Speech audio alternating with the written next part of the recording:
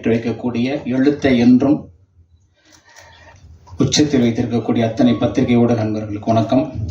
என் நெஞ்சிற்கினிய தமிழ் திரைப்பாகூட சொந்தங்களுக்கு வணக்கம். காரணம் ஒரு பெரும் தருணம் தான் அது. அதாவது ஒரு சொல்லியிருந்தாங்க, பெரும் புள்ளிகள் எல்லாம் வரலன்னு. பரவாயில்ல, சிறு சிறு புள்ளிகள் சேர்ந்து தானே ஒரு நாள் பெரும் புள்ளி ஆகும். அதனால ரொம்ப நல்ல பெரிய அனுபவம். ஆனால் இது நல்லா இருக்கு எனக்கு இந்த அனுபவம். அதனால அவர் சொன்ன மாதிரி ஆன்டி டிப்ரெஷன், இன்சோம்னியால இது எல்லாமே வந்துருச்சு எனக்கு. அது பரவாயில்ல. ஆனால் 20 வருடம் சினிமாவில் இருந்தவனே நீங்கள் இந்த அடி அடிக்கிறீங்கன்னா புதுசாக வரவட என்ன அடிடாடி அடிப்பீங்கன்னு தோணுங்க. ஆனால் ஒரே ஒரு திமிரு, அது தமிழ்னால இருறா நான் நின்று பார்க்குறேன்டா நிற்கிறேங்க, வேற ஒன்றும் இல்லை.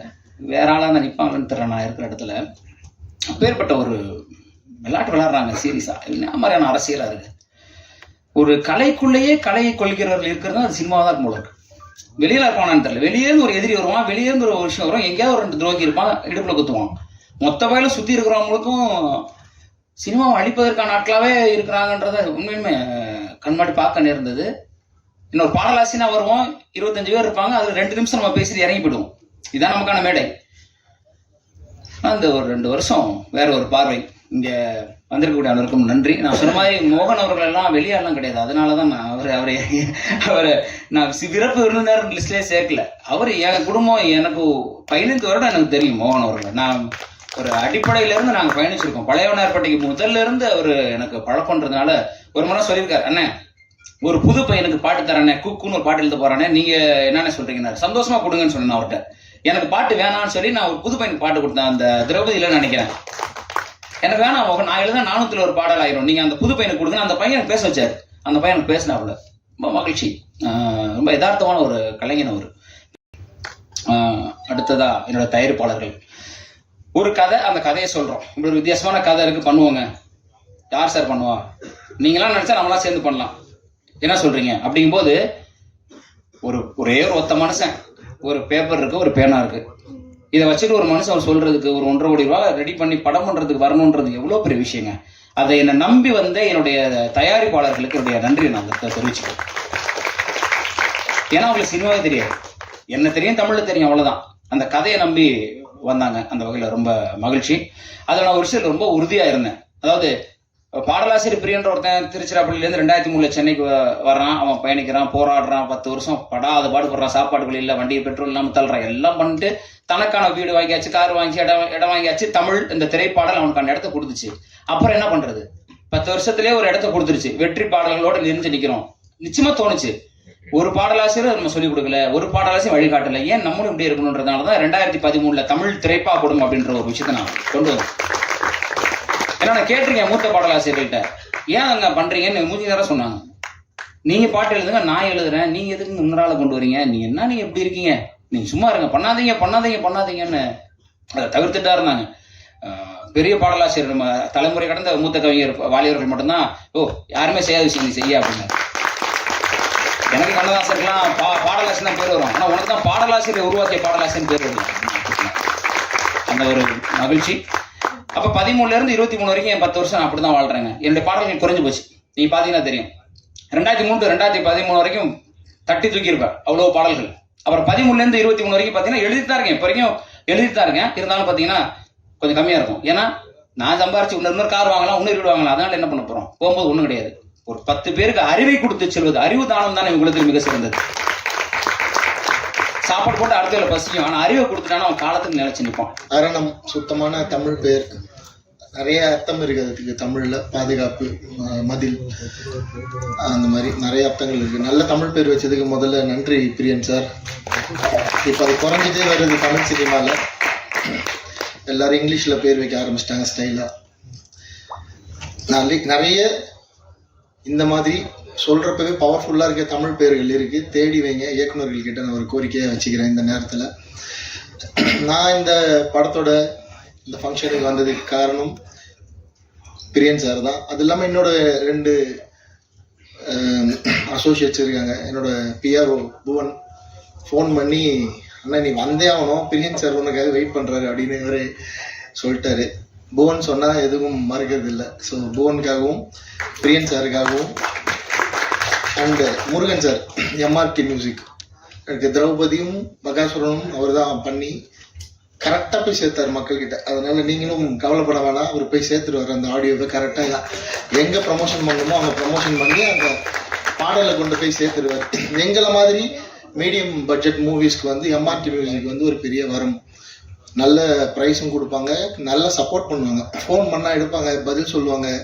தொடர்ந்து வாட்ஸ்அப் குரூப்பில் நம்ம டச்லேயே இருக்கலாம் அந்த ப்ரமோஷன் சம்மந்தமாக. மற்ற ஆடியோ கம்பெனிகளில் அது கஷ்டம், இந்த மாதிரி பட்ஜெட் படங்களுக்கு எடுக்க மாட்டாங்க ஃபோன்.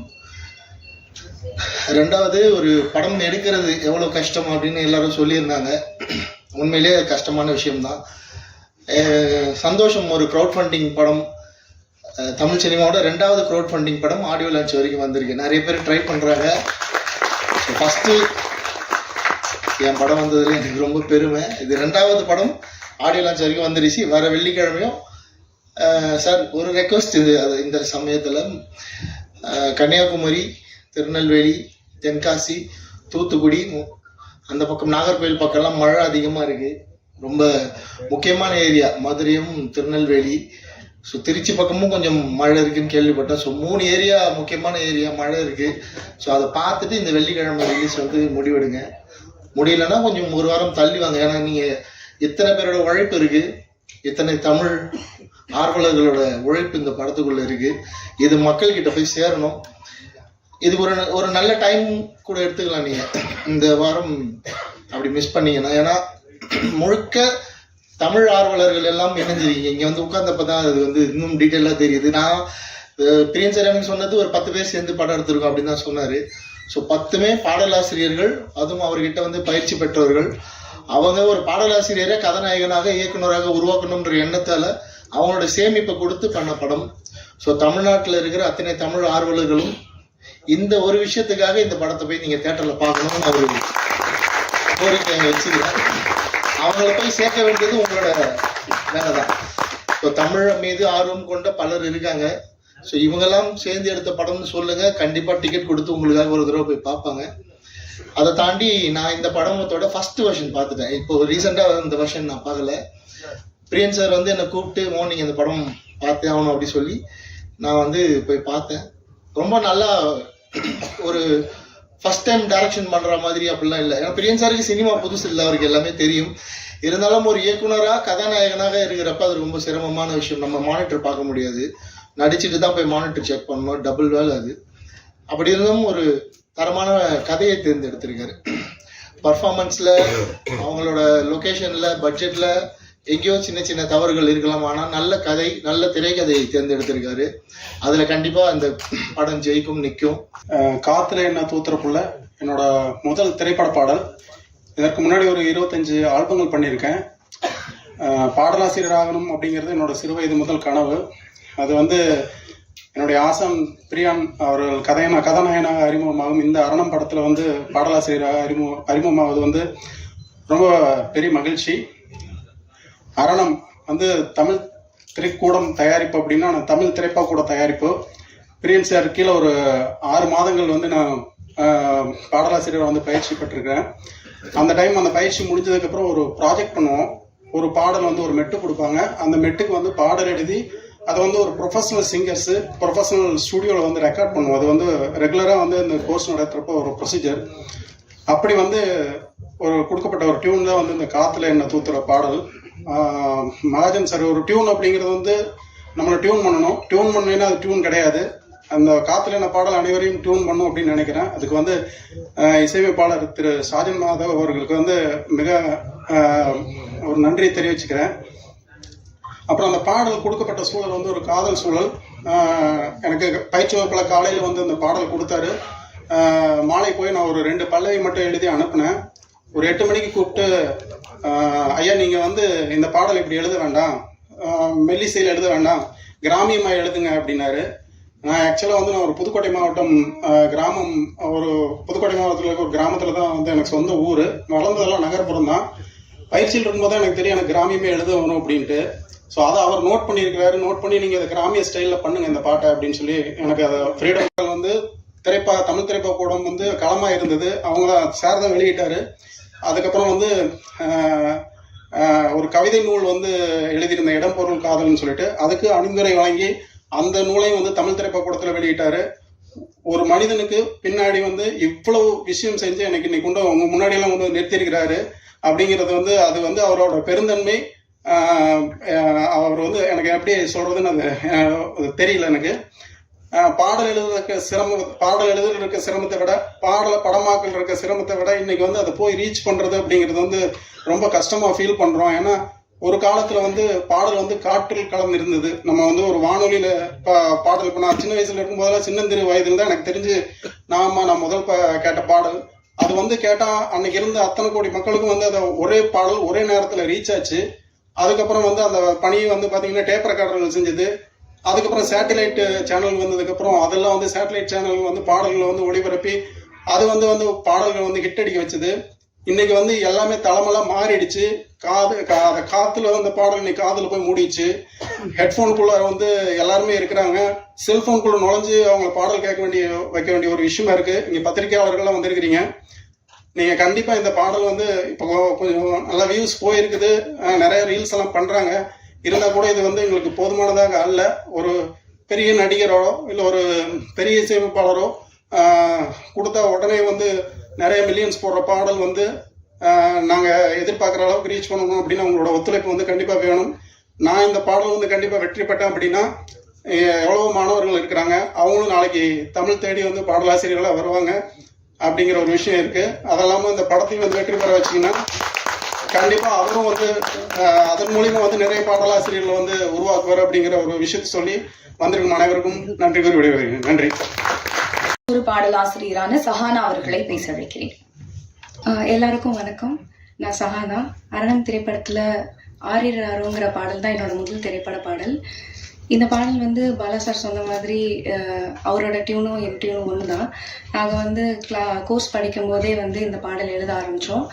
அது ரொம்ப பிடிச்சி போய் இப்போது படத்தில் வரணும் போது திருப்பி எழுதும்போது பிரியன் சார் வந்து அது அவரே எழுதியிருக்கலாம், ஆனால் எங்களை மாதிரி மாணவர்களுக்கும் வாய்ப்பு கொடுக்கணும் அப்படின்னு சொல்லிட்டு எங்களையும் எழுத வச்சார். அது பாட்டு எழுதும்போது நம்ம ஃபர்ஸ்ட் சாங் அப்படின்றதுனால நிறைய குழப்பம் இருக்கும், சந்தேகம் இருக்கும். ஆனால் அதை எதுவுமே பெருசாக பொருட்படுத்தாமல் ரொம்ப எங்களுக்கு வந்து சப்போர்ட்டிவாக இருந்து இந்த பாட்டை எழுத வச்சார். பிரியன் சாருக்கும் சாஜன் சாருக்கும் ரொம்ப நன்றி. இப்போது ரீசெண்ட் டைம்ஸில் வந்து மெல்லிசை பாடல்கள் ரொம்ப கம்மியாக தான் வருதுன்னு நான் நினைக்கிறேன். ஸோ இந்த பாடல் வந்து காற்றுல என்னவோ ஆரிராரவும் ஒரு நல்ல மெல்லிசை பாடலாக இருந்து எல்லாருக்கும் பிடிக்கும் அப்படின்னு நம்புகிறேன். எல்லாரும் சப்போர்ட் பண்ணுங்க. பிரியன் சார் அண்ட் சாஜன் சாருக்கு ரொம்ப நன்றி. நம்ம அம்மா வருவாங்க கூட, இல்ல யாராவது பர்சனல் அசிஸ்டன்ஸ் இருப்பாங்க. பட் நான் வந்து இந்த ஹோல் ஷெட்யூல் இந்த ஹோல் படமே தனியா தான் இருந்தேன். பட் என்னன்னா நம்ம தனியா இருக்குமே, ஃபர்ஸ்ட் படம் வேற, அந்த இது எதுவுமே இல்லை. அரணம் எப்படி அது ஒரு ப்ரொடெக்ஷனோ அதே மாதிரிதான் சாரும் அவ்வளோ அப்படி பார்த்துக்கிட்டாங்க, அவ்வளோ ப்ரொடெக்ஷனா பார்த்துக்கிட்டாங்க. பொதுவாகவே ஒரு கோஸ்டார் கூட ஒர்க் பண்றது நமக்கு கம்ஃபர்டபுளா இருக்கும், எல்லாமே இருக்கும். பட் நான் முக்கியமா ஃபீல் பண்ணது வந்து ஐ ஃபீல் ரியலி சேஃப். இது நான் இங்க கண்டிப்பா சொல்லணும். சார் கூட I really felt very safe. அப்புறம் சவுண்ட் கொஞ்சம் மாறி இருக்கு. டப்பிங் நான் தான் பேசியிருக்கேன். இப்போ கண்டுபிடிக்க முடியலன்னா மன்னிச்சிருங்க. இந்த படத்துல மொத்தம் எங்க காம்பினேஷன்ல வந்து 3 பாட்டு இருக்கு. இப்ப கதை சூழல் காரணமா வந்து ஒரு பாட்டு போடல, சஹானா எழுதி இருக்கிற சாங். அந்த சாங்கும் வந்து ரொம்ப என்ன சொல்றது, ரொம்ப டச்சிங்கான ஒரு சாங் அது. அதே மாதிரி பாலா சார் எழுதின காத்துல என்ன சாங்கா இருந்தாலும், காத்துல என்ன சாங்ல வந்து நீங்க ஒரு இது பார்த்திருப்பீங்க, ரெயின் சீக்வன்ஸ். அந்த ரெயின் வந்து ஒரிஜினல் ரெயின், அவங்க செட் போட்டு ரெயின் போட்டது எதுவுமே இல்லை. அது அப்படியே அமைஞ்சது. இதுல வாய்ப்பு கொடுத்து என்னையும் இது அரணத்துல ஒரு பார்ட் ஆக்குனதுக்கு எனக்கு ரொம்ப thank you sir. Whole cast and crew எல்லாருக்குமே ரொம்ப நன்றி. தேங்க்யூ. சப்போர்ட் பண்ணுங்க.